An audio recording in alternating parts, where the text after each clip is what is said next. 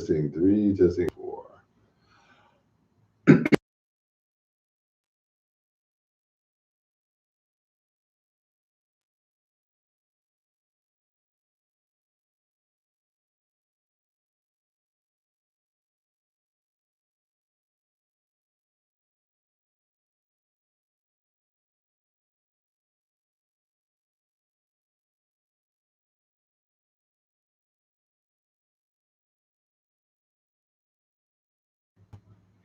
Hello, YouTube. I am podcast for at least 3 years, and it's always been something I'm going to do in the future. And now the future is here, and you're going to be the beneficiary of Dr. Love YouTube podcast. So, tell you a little bit of background and history. I was working on Wall Street as a commodities broker. I was about 40 pounds overweight. I was doing all the wrong things, smoking and drinking and snorting cocaine. I was 29 years old, 28 years old, 28, 29, somewhere. And I had a nightmare. That I was going to die a fat, lonely old man. And this nightmare woke me up. And I went in the bathroom and I looked in the mirror and I had fangs, like a lion fangs, and I had hair growing out of my face. And my eyes were red and bloodshot.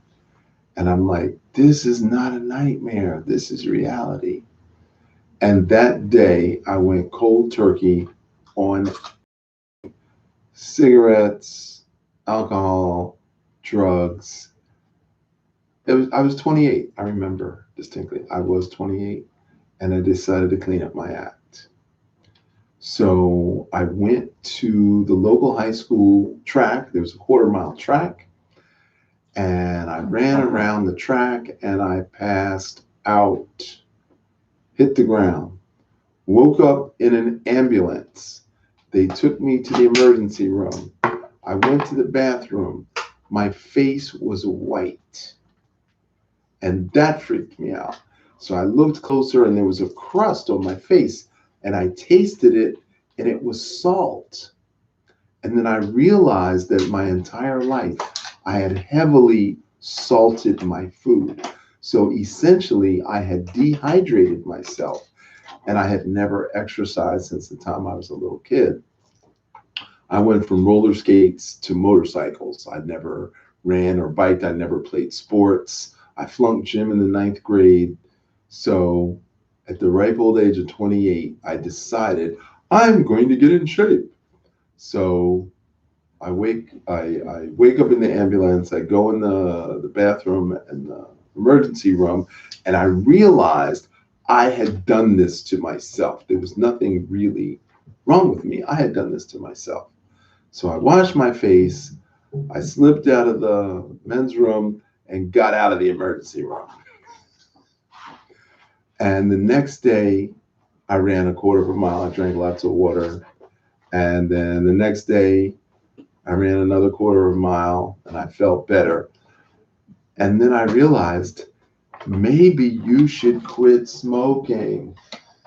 I was still smoking 2 packs of Marlboros a day. 2. What was wrong with me? It's 28 years old.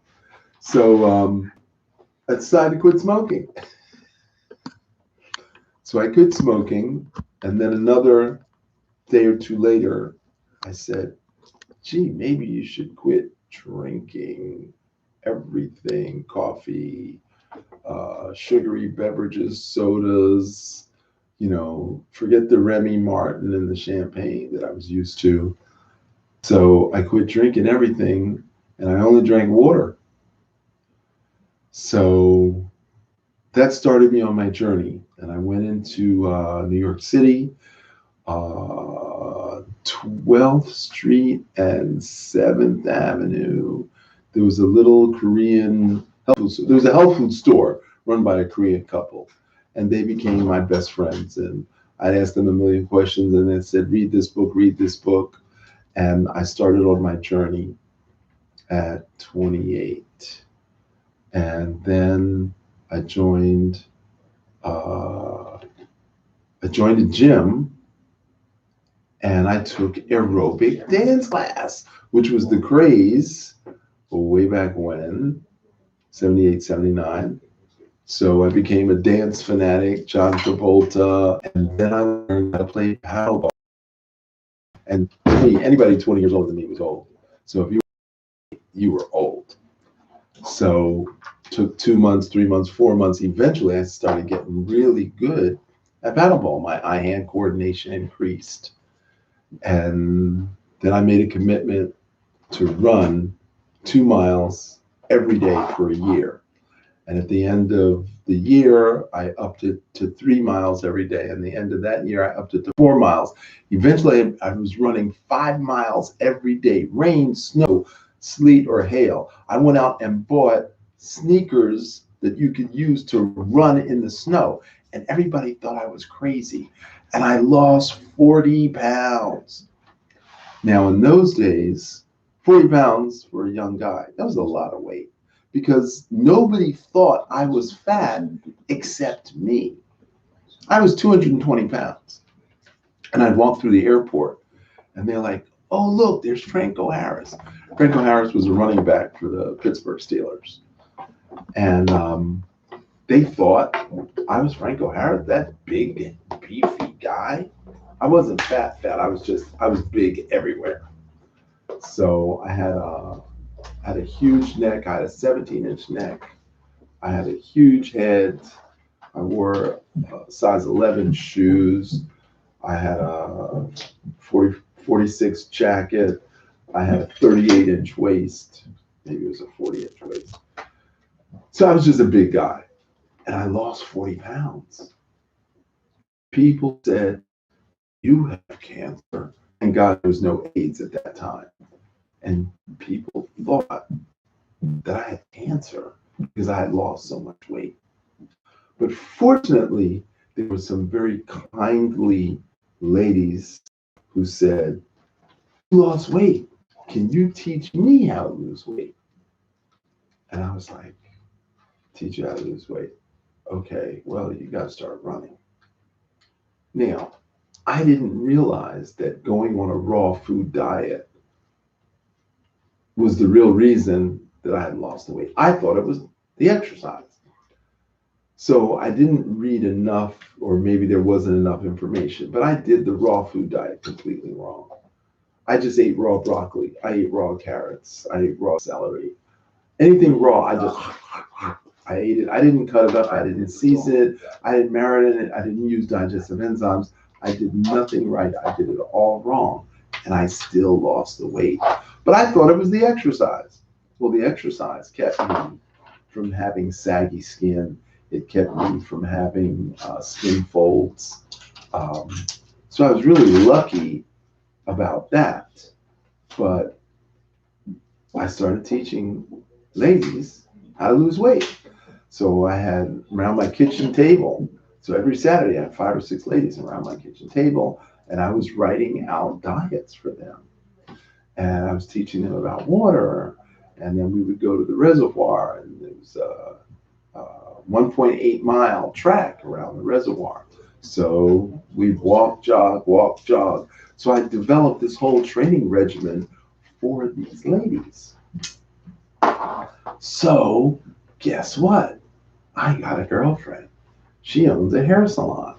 So now I'm at her hair salon at closing, and I'm doing aerobic dance in her hair salon.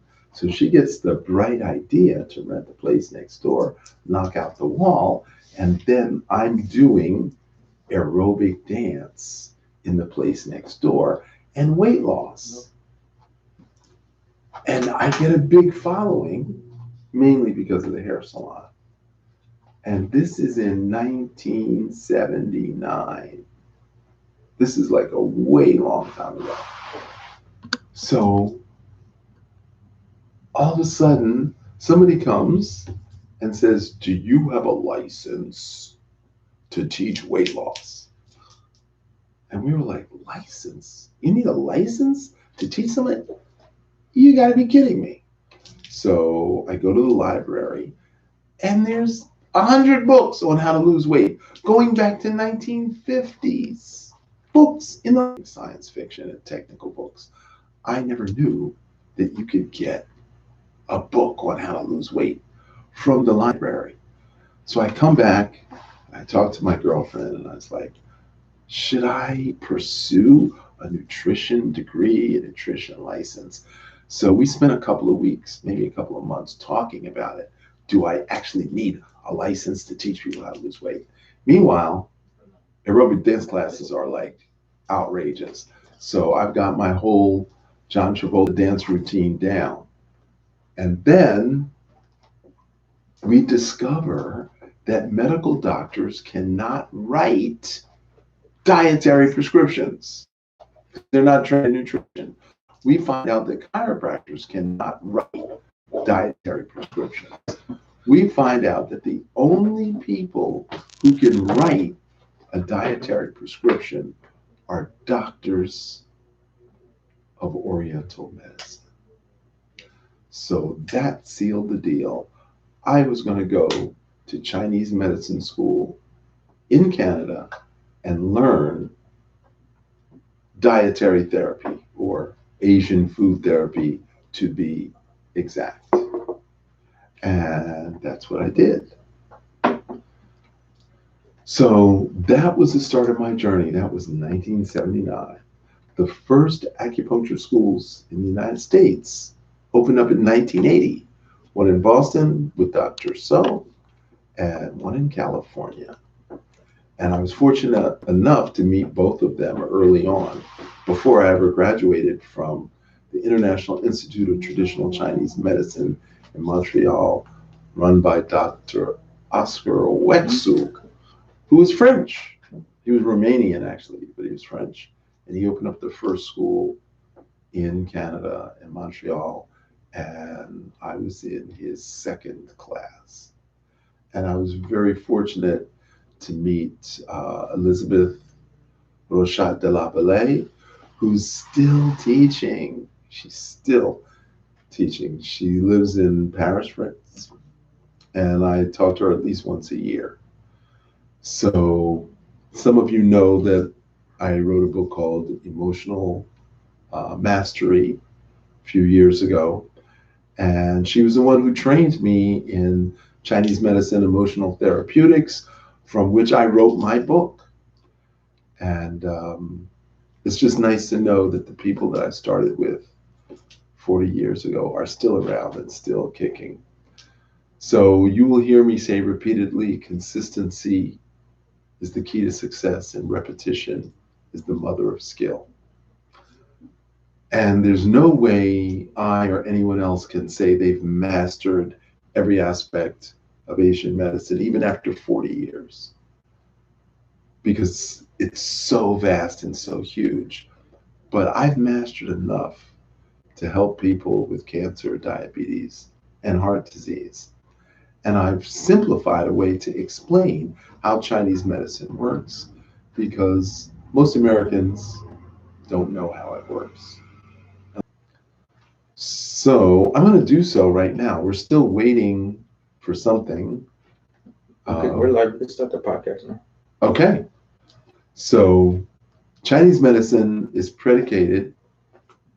So we're starting the podcast. So We're starting the podcast. Introduction to the podcast. Introduction tuning in to the podcast to the people who are just tuning in. So we're live on Instagram, we're live on Facebook, and we're live on YouTube. So the YouTubers caught the early part, and now we're here. Okay. So I've got 3 cameras, 2 cameras, 3 cameras. Let's focus on this one. Focus on that camera. Great. So you may be wondering why I have sunglasses on, because there's a really bright light shining in my face, which is necessary. It's okay. I'm just going to wear sunglasses. I'll take them off for emphasis from time to time, but I don't want to be blinded So that's why I have on sunglasses in case you were interested. So welcome to the Ask Dr. Love podcast. Asian medicine as Grandmaster of Medical Qigong, Immortal Qigong, and a licensed acupuncture physician and a Taoist teacher and is a Tibetan Buddhist meditator certified in Nyingma and Kagyu and Sakya lineages of Tibetan Buddhism to teach people about medicine Buddha and Green Tara meditation.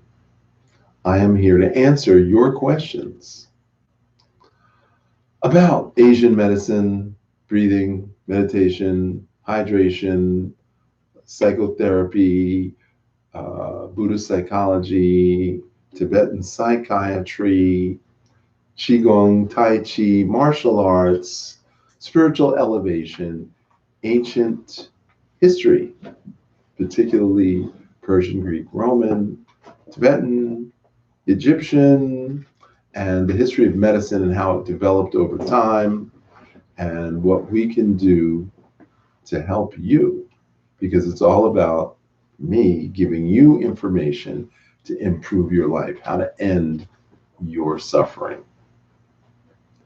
So, on that note, I'm going to ask the team. Has anybody chimed in? Does anybody have any questions?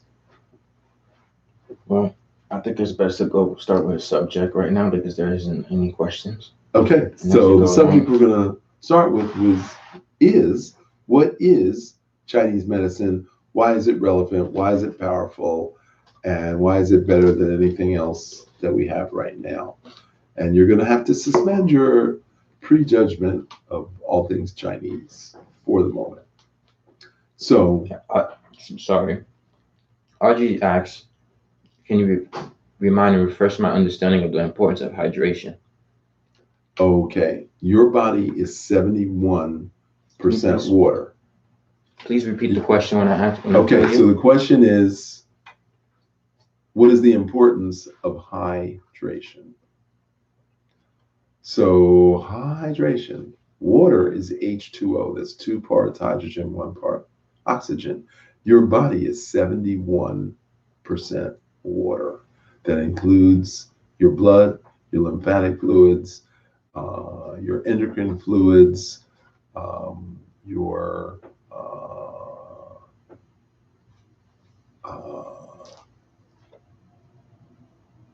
all the body fluids, your interstitial fluid, that's the word I was looking for. So your interstitial fluids, all that adds up to 71% of your body weight. And a gallon of water weighs about 8 pounds. So 70%, let's say you weigh 150 pounds. So that means 90 pounds of your body is water. Your gallon of water weighs 8 pounds. So you're about 11 pounds of fluid. That's a lot. 11 pounds of fluid inside of you. So what happens if you get dehydrated? What happens if you don't drink enough water? Well, of course, the government has done studies on this. And it was quite surprising, the study on dehydration. The organs are not affected. The brain is affected and your emotions are affected. So when you are dehydrated, you get anxious and tense, and it causes muscles to contract, and it causes your brain to desiccate, which means you don't get blood flow to your brain, which then obviously means you don't make good choices. Your thought processes are definitely diminished. So that is what happens with dehydration. So how do we get hydrated? Well, everyone assumes that all you got to do is drink water. Well, not exactly true. So if you just guzzle water all day, that's not going to hydrate you because you're going to pee right after you drink it. When I was a kid, I mean, I was over 21, but I wasn't 30. I used to drink a case of beer every weekend, a case.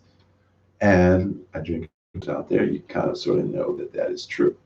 Alcohol dehydrates you. You have to drink with your meals, which is counterintuitive and counter to what you have been taught. So, how do I know this? Well, the Chinese drink tea with their meals. They drink 2 cups of tea before, they drink tea with, just with tea. But the fluid is important for digestion, and it increases the motility of the digestive organs. Motility is the ability to move the energy through. So if you eat and don't drink, then what happens, food kind of slows down. Okay, and we obviously don't want that to happen.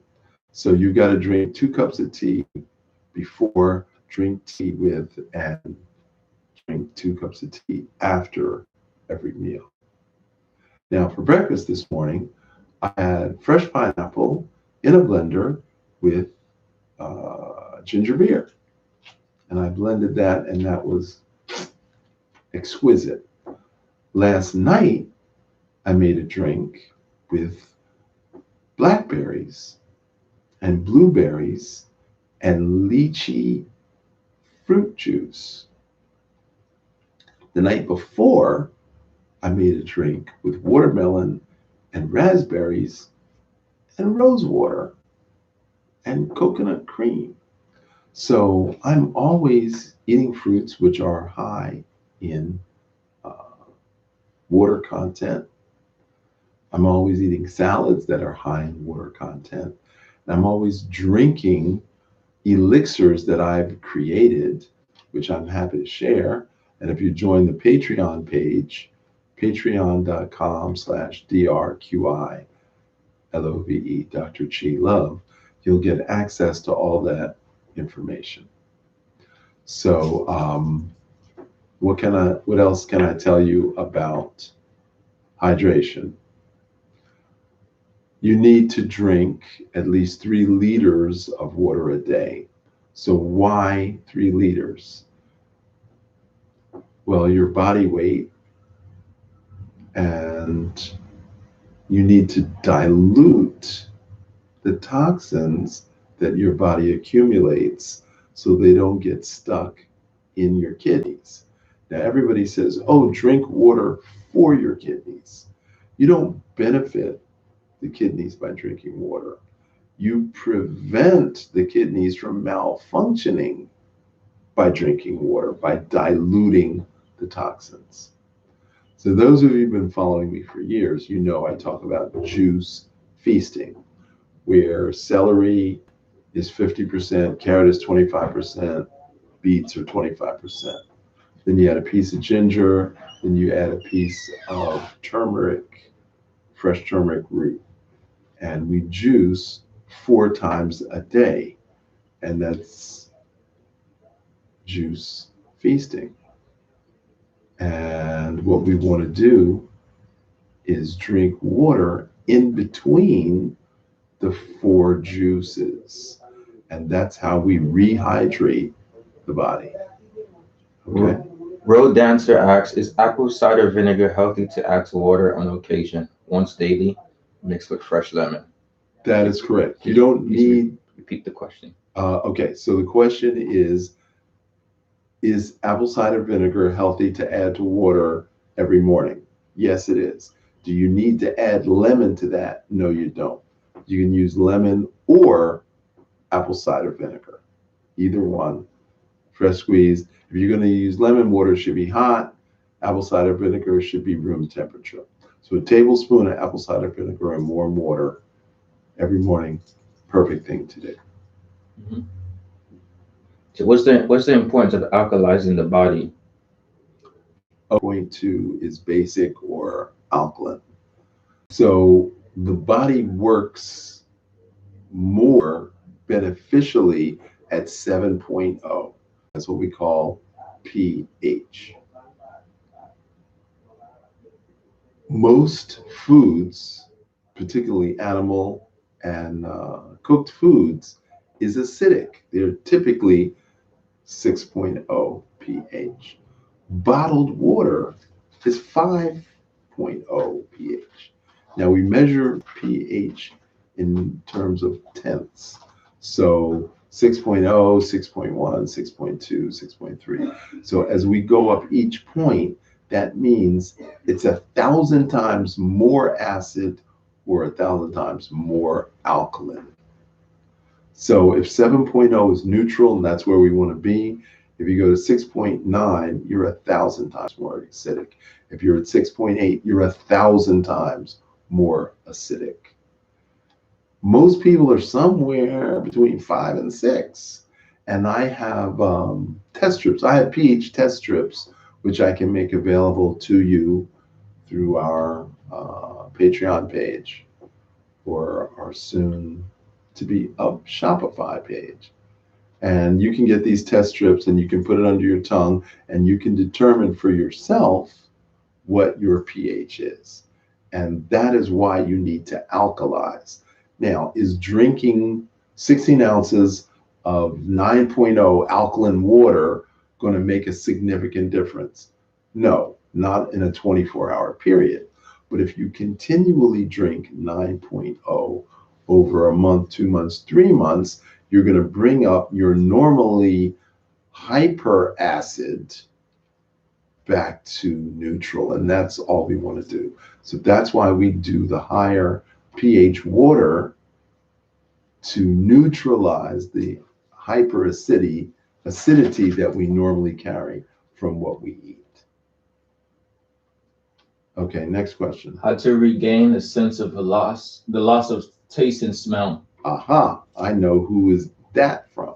Okay, so anosmia is a loss of sense of taste and smell. And a lot of people suffer from anosmia, sometimes from chemotherapy, sometimes just from normal aging, sometimes from excess mucus in the head. So how do we get turbid mucus obstructing the upper portals? How does that even happen? So we know that stress and anxiety causes us to contract. We know that anger and frustration cause us to contract the muscles. Now, when the shoulders go up tight around the ears, then the neck contracts as well. So that restricts blood flow, blood supply to the brain. Now, your body naturally produces mucus. So if you're eating a diet that's high in mucus-forming foods and you have anxiety or anger, that's going to push the mucus up into the head.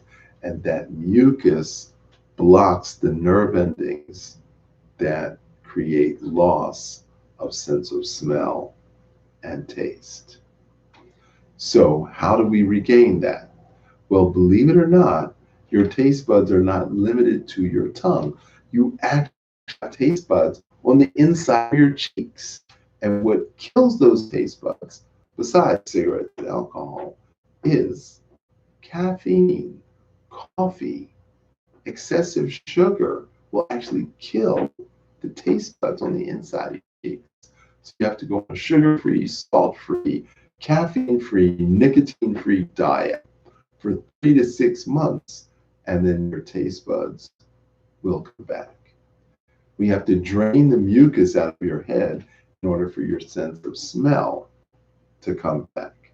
And we're going to do acupuncture in certain points that I can either show you, you can either come into the office, or if you live somewhere else and you have a local acupuncturist that wants to treat you, that's available to treat you, I'm happy to share those points that will restore your sense.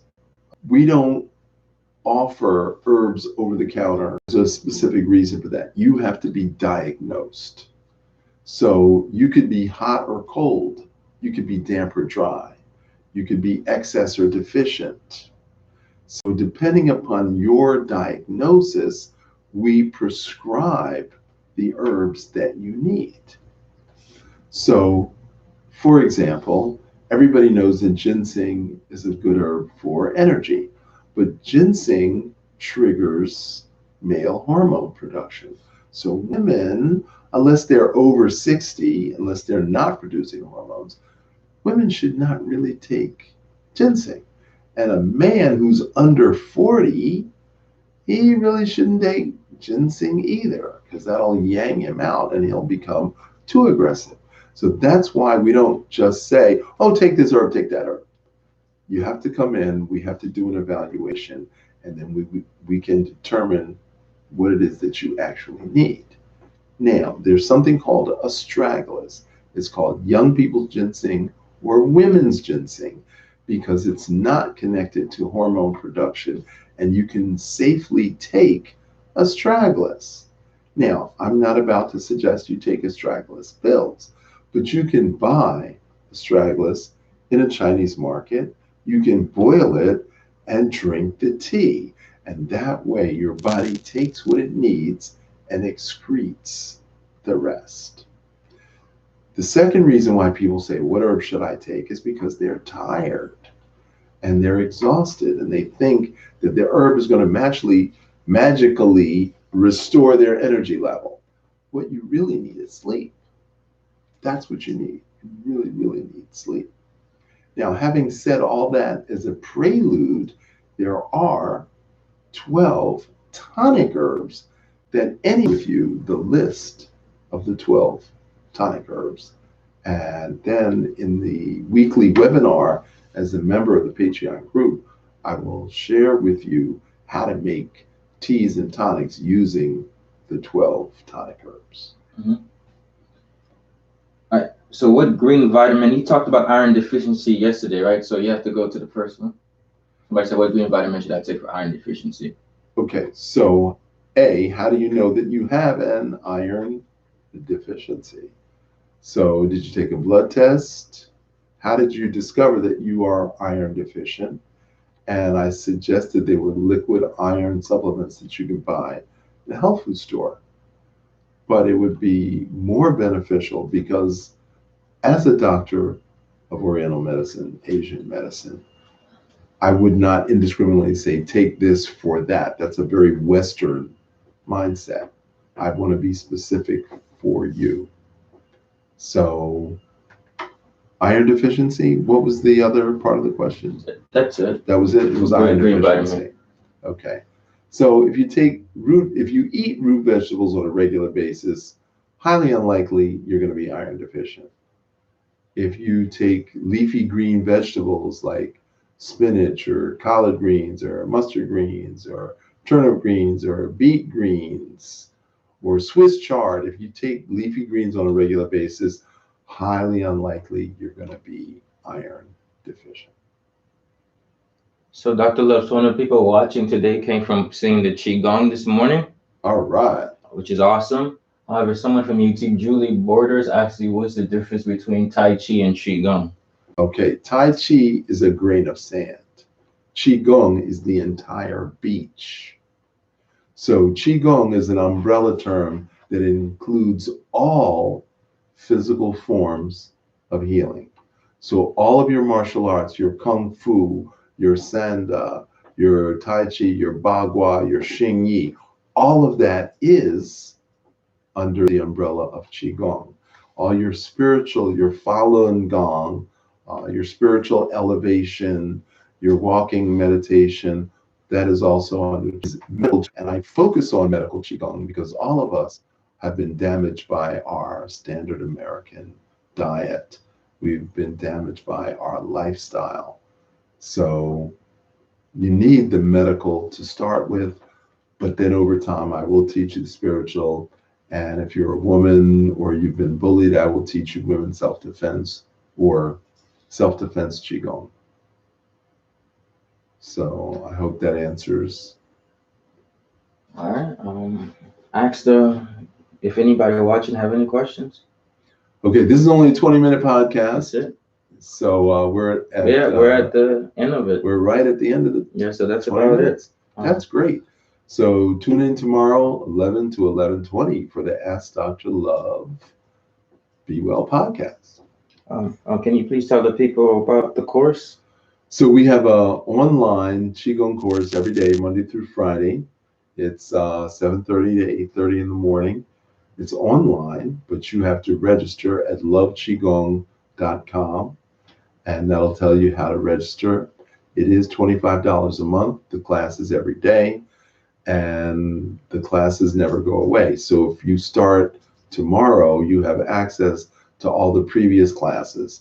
So there's a lot of explanation. It's not just exercise. So there's breathing, there's meditation, there's movement, and there's internal exercise. So I go into the details of how it works. I make it fun and I make it silly, and we use music, and you're going to love it. So loveqigong.com, that's Qigong. That's how to become a member of the online Qigong class every day. And then once a week, we have a free webinar, Friday nights at 7 p.m. The webinar is free, but if you want the previous webinars, or you miss it and you want the replay, now you have to go to the Patreon page, Patreon/DrQILOVE, and that will get you all the previous webinars. Audrey says, "Thank you. I'm a new patron of Patreon. She just joined. She just joined Patreon? Mm-hmm. All right. All right, and I just put all the links for the course. When they join the Patreon, do they get the course, or when they join the course, do they get the Patreon? It's two separate. They're two separate things. The course is a daily course. That's a separate fee from the health literacy course. So I am a firm believer in the why before the how. And there's 6 things that I'm really, really concerned about. I'm concerned about your emotional health. I'm concerned about your operating system, whether you live your life with all embracing love or whether you operate out of fear or anger or hatred. So those are 2 things. Then I'm concerned about your diet, how to live, how to eat like a god, because God is man awake and man is God asleep. So we talk about, and the 4th area that I'm concerned about is to awaken the God or goddess within. Assuming you believe in God, God lives in your heart. We can discuss that or not later on. But if God's in your heart, how do you awaken to act as an agent of God? That's the 4th part.